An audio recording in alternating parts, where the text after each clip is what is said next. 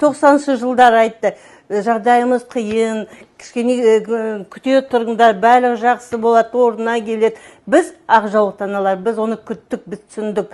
Қиын болды 90 жылдары.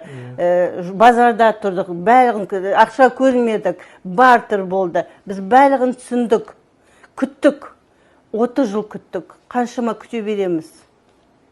Біздің терпениеміз бітті. Шығып жатыр ішімізден. Жақсылыққа тез үйренеді деген мағына ғой.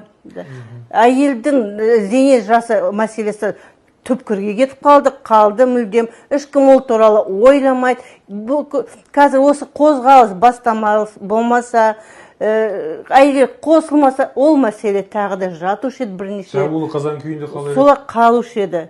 Тауба, кішкене көтеріліп, әйелдер оянып, бұл мәселені біз көтереміз, біз күресеміз, біз тоқтамаймыз.